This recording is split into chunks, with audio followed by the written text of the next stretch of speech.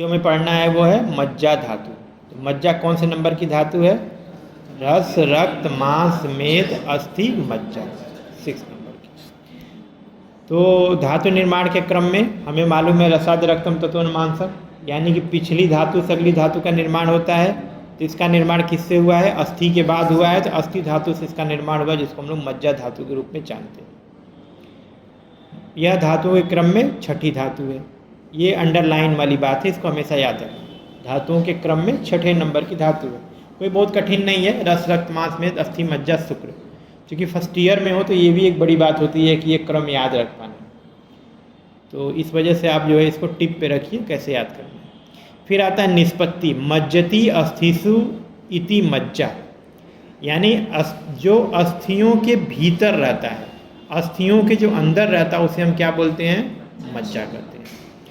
मज्जा का अब वही जिसको आप अगर लॉन्ग बोन के अंदर देखेंगे तो red bone marrow, yellow bone marrow, ये सब रहता है ना, बोन मैरो की ही बात हो रही है, उसी को हम लोग मज्जा बोल रहे हैं। इसी को अभी हम लोग आगे और पढ़ेंगे। मज्जा का स्वरूप, स्थान व भेद देखिए। अस्थि मध्यगतः स्नेह मज्जेति कथितो बुधे पीतो रक्तस्य च द्वेधा रक्तो रक्त कड़ोद्भव। ये प्रियव्रत शर्मा का श्लोक है। ये मॉडर्न ज्ञान से लेकर के इसको बनाया गया कि अस्थि के जो मध्य में रहता है, जो स्नेह भाग रहता है, उसको हम लोग मज्जा कहते हैं। यह पीत और रक्त, यानी कि रेड बोन मैरो और येलो बोन मैरो जैसा होता है। तो जो रेड बोन मैरो होता है ब्लड फॉर्मेशन में हेल्प करता है। तो इसमें आप देख लो, येलो बोन मैरो यह मेडुलरी कैविटी में पाई जाती है। इसमें आरबीसी वगैरह रक्त कण नहीं होते हैं और निष्क्रिय रहती है, परंतु इमरजेंसी अवस्था में यह मज्जा में परिवर्तित होकर के रक्त मज्जा में परिवर्तित हो सके ये ब्लड बना सकती है इन केस ऑफ इमरजेंसी। वैसे तो पहले ये ब्लड बनाती है, बाद में धीरे धीरे फैट से रिप्लेस हो जाती है। फिर रेड बोन मैरो का वही है जहाँ पे आरबीसी का प्रोडक्शन होता है। कहाँ पे होता है? इन जनरल लॉन्ग बोन में, लॉन्ग बोन के सॉफ्ट में यह होता है। अब आता है जो आपको याद करना है, महत्सु मज्जा भवती स्थूल अस्थि विशेषण मज्जा त्व अभ्यंतरम आश्रित, यानी स्थूल या बड़ी अस्थियों में विशेष रूप से मज्जा पाई जाती है, यानी लॉन्ग बोन में होगा। जो छोटे छोटे बोन्स होते हैं उसमें रहती है शुरुआत में, एम्ब्रियोनिक फेज में, धीरे धीरे वो कैल्सिफाइड होकर के वो खत्म हो जाती है, बट लॉन्ग बोन के अंतर्गत ये पाई जाती है। चक्रपाणी का क्या मत है? मस्तिष्क शिरस्थो मज्जा मस्तिष्कम शिरोगतः स्नेह, यानी स्थूल अस्थियों के अतिरिक्त सिर के अंदर जो मस्तिष्क में मज्जा उपस्थित होती है वह सिर का स्नेह है। डल्डन इसको पिघला घृत या घृत जैसी उपमा दे रखी है। मस्तुलुंगम विलीन घृताकारो मस्तक मस्चा। ठीक, इसको आप CSF से भी ले लेते हैं, या फिर ये ब्रेन का जो आपका फ्लूइड है उसको हम समझ सकते हैं, जो स्नेह भाग है उसका। अब आता है मज्जा धातु की उत्पत्ति। मज्जा धातु की उत्पत्ति किससे हुई? अस्थनो मज्जा, वही श्लोक रसाद रक्तम तत्व मांसम अस्थनो मज्जा। तो अस्थि से मज्जा की उत्पत्ति होती है। सभी आचार्यों ने अस्थि से मज्जा धातु की उत्पत्ति बताई है। अस्थि में उपस्थित मज्जा निर्माणक अंश पर जब मज्जा अग्नि की पाक क्रिया होगी, यानी मज्जा अग्नि उस पर काम करेगी, जो धातु अग्नि है, उसके फलस्वरूप जो उत्पन्न प्रसाद अंश से मज्जा धातु बनेगी और कीट अंश से मज्जा के मल को उत्पत्ति और पोषण होगा। ठीक, तो ये आप याद रखना। जो आहार रस आएगा, यानी कि जो आपका पिछली धातु है वो परिवर्तित होते होते जब अस्थि से मज्जा में जाएगी तो उस पर जब कार्य करेगी मज्जा अग्नि, तो मज्जा धातु का निर्माण होगा। मज्जा धातु का निर्माण होगा तो सार और कीट बनेगा। सार भाग से खुद का पोषण होगा और उसकी कोई उपधातु है तो उसका पोषण होगा। तो ये जनरल कॉन्सेप्ट है। इसके बाद आता है, देख लो, ये जो याद करना है श्लोक, आपको श्लोक याद कर लीजिएगा, इम्पॉर्टेंट। करोति तत्रम सौशीर्यम अस्थना मध्ये समीरण मेदस अस्तानि पूर्यन्ते स्नेहो मज्जा तथा स्मृत, यानी वायु अस्थियों के मध्य में सुशीरता यानी कि कैविटी उत्पन्न करता है। वायु क्या करता है? वायु विभर्जती, वायु हमेशा डिवाइड करता है, डिवाइड करके वहाँ पे स्पेस पैदा करता है। यही चीज़ हमने मांस से पेशी उत्पत्ति में समझा था कि जब वायु आता है और मांस को कई टुकड़ों में बांट देता है तो पेशी का निर्माण होता है, तो वायु की सहायता से होता है। तो कहीं भी स्पेस पैदा करना है तो वह वायु वहाँ पे आएगी और वायु उसमें क्या करती है? खोखलापन या सुशीलता उत्पन्न करती है। किसमें? बोन में। जो कि मेदो धातु के स्नेह भाग से भर जाता है, मेदो धातु के स्नेह भाग से भर जाता है, तब यह मज्जा नाम से जाना जाता है। क्लियर हुआ? बोन है, बोन के अंदर जो खाली स्थान है उसके अंदर मज्जा भरी रहती है। वो सरक्त मज्जा है कि पीत मज्जा है वो अलग मैटर है, जो बोन के अंदर जो भी मटेरियल होगा वह मज्जा के रूप में माना जाता है। मज्जा का पंचभौतिक संगठन चूंकि लिक्विड फॉर्म में रहता है इसलिए उसको हम लोग क्या बोलते हैं? मज्जा आप्यम। मज्जा में जल महाभूत की प्रधानता होती है और ये इसका प्रमाण क्या होगा? एको मज्जाया, चरक के अनुसार मज्जा धातु का प्रमाण 1 अंजलि होता है, 1 अंजलि। अब मज्जा धातु का कार्य क्या होगा? मज्जा प्रीति स्नेह बलम शुक्रम पुष्टि पूर्णम स्थानाम च करोति, यानी मज्जा शरीर में प्रसन्नता, स्निग्धता, बल, शुक्र का पोषण, अस्थियों में स्थित सुशील स्थानों को स्वयं से पूर्ण करती है, यानी इसमें फील कर देती है। इसके अलावा आप क्या समझेंगे? यह चूंकि शुक्र पुष्टि करेगी, अगली धातु तो शुक्र है ना, अगली धातु तो बनाएगी, तो ये भी एक मज्जा का कार्य हुआ कॉमन। तो क्या हो गया? ये शुक्र धातु की पूर्व धातु है, इसलिए क्या करता है? शुक्र को उत्पन्न। साथ में क्या होता है? एक और चीज देखो, पूरणम स्थानाम, पूरण कर्म मज्जा धातु का कार्य। किस नंबर की धातु है ये? 6। तो आप लोगों ने अष्टांग हृदय का श्लोक याद किया, प्रीणम जीवनम लेपम स्नेहो धारण पूरण। पूरण, पूरण कौन सी धातु कर रही है? सिंगल वर्क में देखेंगे तो मज्जा धातु। क्या पूरण कर रही है? क्या पूरण कर रही है? अस्थि धातु में जो खाली स्थान है उसको फिल कर रही है। तो वो एक बहुत बढ़िया श्लोक है, सातों धातुओं का सिंगल वर्क। तो कम से कम लिखने के लिए अगर कार्य पूछ रहा है तो 2 कार्य तो आराम से लिख लोगे। एक तो अगली धातु की उत्पत्ति करना और दूसरा जो है ये सिंगल उसका डायरेक्ट जो कार्य आता है, प्रीणम जीवनम लेपम स्नेहो धारण गर्भ पूरण च, यानी गर्भ उत्पादन च। धारण के बाद पूरण, पूरण के बाद उत्पादन, गर्भ उत्पादन। तो ये आपका सातों धातुओं का कार्य। अब हम देखते हैं कि मज्जा विशेष रूप से अस्थियों में रहती है। सुश्रुत का ये आचार्य चरक का मत है। मज्जा विशेषतो अस्थानाम च बलकृत स्नेहने हितम। चरक के अनुसार मज्जा विशेष रूप से अस्थियों में रहती हुई सर्व शरीर का स्नेहन करती हुई शरीर को बल युक्त प्रदान करती है। इसी लोग बोलते हैं थोड़ी वीकनेस हो गई है तो मज्जा का सेवन करिए। मज्जा का सेवन करने को पता है, जो लोग नॉनवेज खाते हैं वो लोग जानते हैं। क्या बोलते हैं उसको? सूप पीते हो ना, पाया सूप, ऐसा कुछ करके होता है। बाकी लोग जो नॉनवेज खाते हैं वो लोग पान करते हैं उसका, ठीक है। तो बोलते हैं बल प्रदान करता है, बल प्रदान करने वाला होता है, ठीक है। तो ये आता है, जो लोग नॉनवेज नहीं खाते उन्हें नहीं पता होगा। हाँ,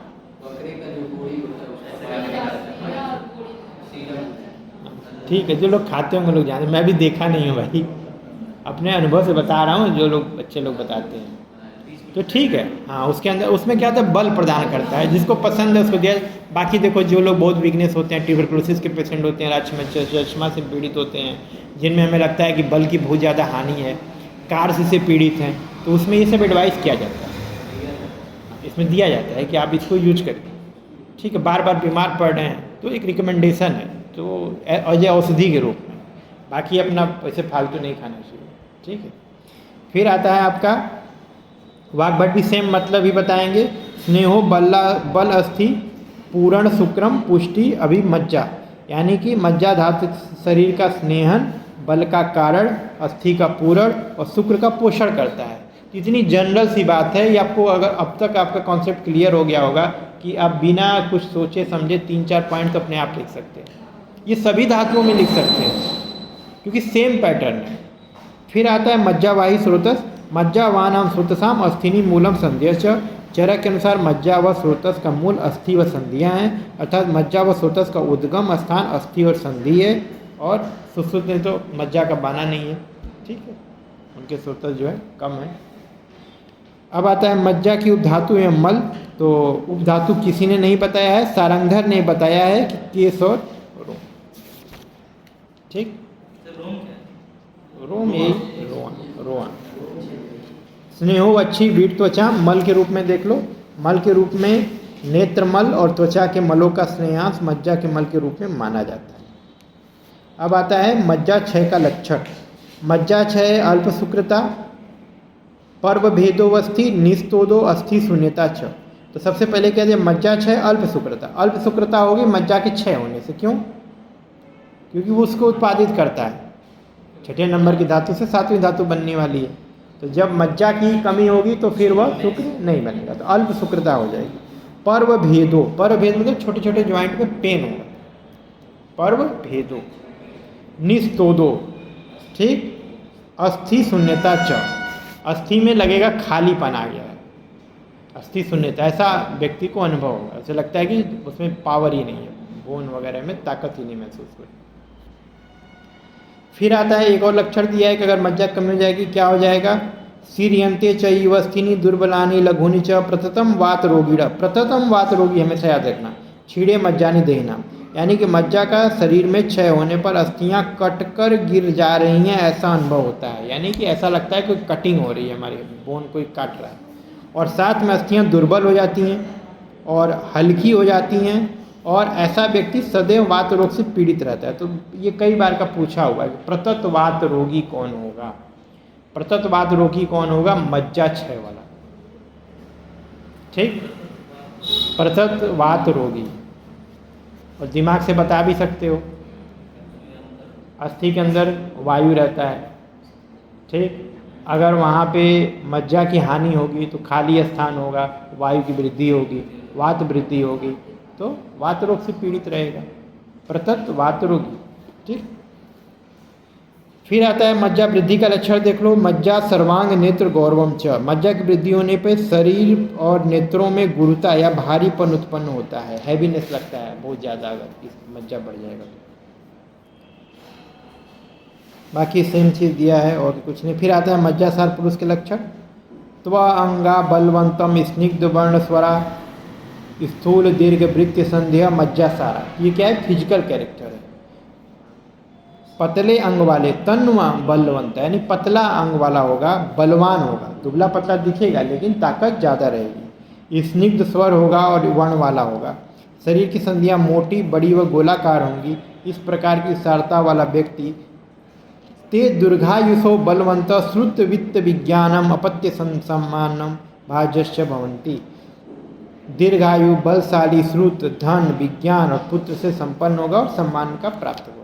तो जो पहली लाइन आती है हमेशा सार परीक्षा में, या ये आता है कि वो फिजिकल कैरेक्टर बताता है, दूसरा उसका मेंटल, और लास्ट में क्या होता है? सोशल स्टेटस उसका बताता है, ठीक। तो ये हमेशा 3 पार्ट में समझने की कोशिश करें। क्या चीज़? श्रुत मतलब सुनना, ठीक है। श्रुत वित्त विज्ञान। अब श्रुत का मतलब हो गया सुनना, तो क्या सुनना? जो आख्याएं होती हैं, जो वेद पुराण होते हैं, उसको वो सब याद रहता है, ठीक। मतलब उसकी मेमोरी अच्छी होती है, श्रुतधर होता है, श्रुत होता है। तो श्रुत शब्द का प्रयोग कई तरह से किया जाता है। तो सुनने के में किया जाता है। दूसरा श्रुत जो हमारी संहिताएं होती हैं, जो मतलब वैदिक पुराणों की कहानियाँ, उनको भी श्रुत बोला जाता है। तो श्रुतवान होगा, उसको वो सब चीज़ें आएंगी, याद रहेगा, ठीक। वित्त, धनवान होगा, पैसा वाला। विज्ञानम, विशेष स्किल वाला होगा। उसके बाद आता है अपत्य। अपत्य मतलब संतान। अपत्य सम्मान भाजस्य भवंती। उसके पास संतानें होंगी, यानी पुत्र पुत्री आदि होंगे।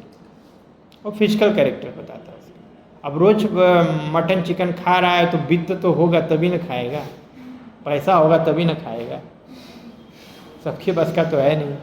तो ये सब ये सोशल इकोनॉमिक स्टेटस बताता है, ठीक।